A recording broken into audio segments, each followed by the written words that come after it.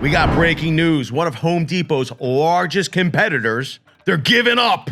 They're not even tagging in anybody else. They're filed for Chapter 11 bankruptcy protection, and they're going into a asset sale. We have an article here from MSN. It's by Kirk O'Neill. I feel like that might be like a fake name. The Home Depot sector has faced financial distress and bankruptcy filings over the last year after an increase in business from do-it-yourself consumers during the COVID-19 pandemic plummeted when the pandemic subsided. Once homeowners returned to their jobs and other activities and no longer had plenty of time on their hands for home improvement projects, home improvement retailers experienced a decline in sales. Home improvement retailer, LL, or Lumber Liquidator Flooring, on August 11th, 2024, filed for Chapter 11 bankruptcy protection, seeking a sale of its assets after suffering from headwinds in the housing, repair, and remodeling markets that occurred when the COVID-19 pandemic subsided, court papers said. So they were one of the larger retailers for flooring to tap out. And it took a couple of years after the pandemic subsided, but they gave up. 2024, August 11th, almost into 2025. They just couldn't make it. Lumber Liquidators Flooring agreed to a sale of its assets and distribution center to a subsidiary of private equity firm F9 Investments for a purchase price including a $1 million fixed amount and an inventory price of 57% of land at cost value of acquired inventory and assume cure costs. F9 acquired 219 stores and agreed to employ up to 1,000 workers, but the debtor still closed about 211 stores. So we're left with 8 retail locations, Lumber Liquidators. Goes on to say inflation and supply chain issues from the COVID pandemic caused cost overruns of $30 million, as well as unexpected engineering problems for Timber HP's construction and retrofitting of a former Madison, Maine paper mill into the company's new wood fiber insulation manufacturing plant. Here's where the story gets interesting. It's almost like the burden of this took out more casualties, because the story goes on, because the Lumber Liquidators this is not who we're talking about. The company's owner, GoLab, which distributes timber bats, timber fill, and timberboard wood fiber insulation products, was forced to file Chapter 11 bankruptcy to reorganize its debts on March 25th, 2025 in the U.S. Bankruptcy Court for the District of Delaware. So another one bites the dust. Gardner Supply Company files for bankruptcy protection. And now the parent company of home improvement retailer Gardner Supply Company filed for Chapter 11 bankruptcy protection, seeking to sell its assets to a stalking horse bidder as it faces financial distress.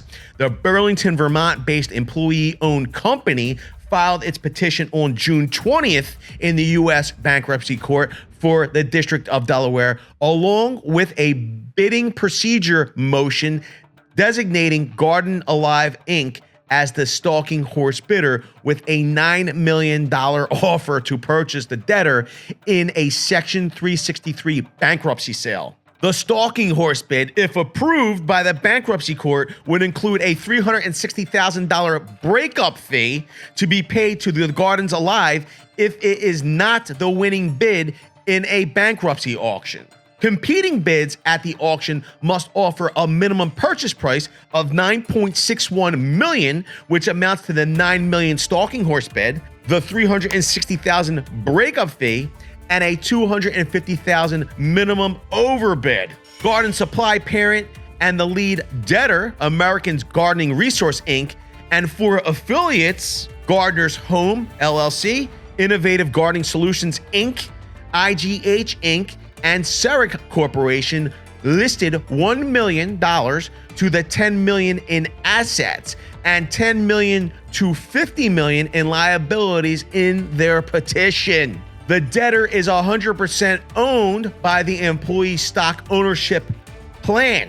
American Gardening Resource listed $8.2 million in secured funded debt, which includes over $5.04 million owed to Bank of America and over $3.16 million owed to Northfield Savings Bank. The Home Depot rival's largest unsecured creditors include UPS, owed over $913,000, Google Inc. owed over $631,000, Pride's Corner Farms owed over $374,000, and Meta Platforms owed over $345,000. I find it very interesting that a large amount of their debt, I could understand shipping in UPS, but Google Inc. would probably be one of their advertisers. I don't know exactly how Pride Corner Farms would be owed money. I don't know how that would play out, but Meta Platforms owed over $345,000. So probably a large amount of advertising was happening on those informational platforms to get the word out or advertise. The company's annual revenue plummeted from $110.3 million in 2021 to just $71.5 million in 2024. The gardening business is highly cyclical, with a gardening season from March through June and a holiday season in November and December. The debtor's chief restructuring officer, David M. Baker, said in a declaration, the debtor relies on a line of credit from Bank of America, continuing operations outside of the gardening and holiday season. The debtor experienced significant sales growth during and after the COVID-19 pandemic in 2020, 2021, 2022, which resulted in the ESOP share price tripling and being paid out as equity to shareholders. Adding to the ESOP problems, several vested employees retired, which required the debtors to fund the ESOP plan, stock appreciation plan, and warrant plan to pay retirees, causing significant liquidity issues. By the third quarter of 2023, the debtor fell out of compliance with its Bank of America line of credit because of the underperformance of the company.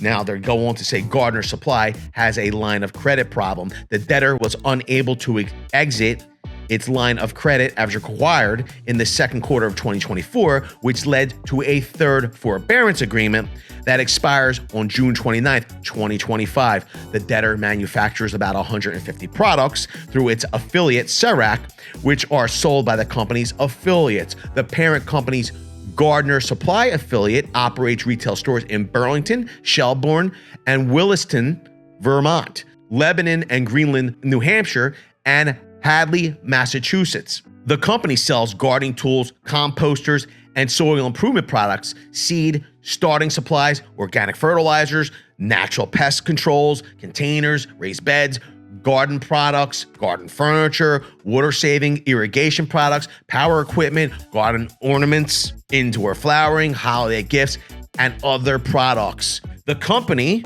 during this huge time of renovation, when people were at home, able to improve their homes, everybody was getting their stimmy checks, they were looking for things to invest in, they were making improvements, flooring, gardening, things to bring their home value up.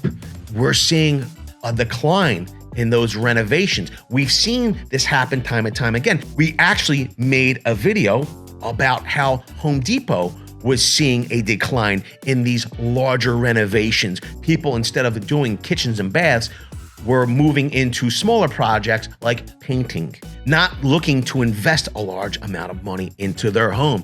This cyclical event has just taken out another casualty, which is probably bad for consumers. And this is a story we hear time and time again. This is becoming more and more often. We're hearing about competitors ever since 2019. A lot of brick and mortars have been going out, and even online retailers at this point. It's survival of the fittest out there. Depot, they got them in the figure four. People are just giving up. But I know that Home Depot probably loves that there's one less competitor out there. But let me know down in the comment section below. What do you think about less competitors in the marketplace? Did you shop at Lumber Liquidators? Are you kind of shocked that they actually have gone out of business? With that, I want to say I appreciate each and every one of you for watching. Thanks a lot, everybody, and I hope to see you all on the next one.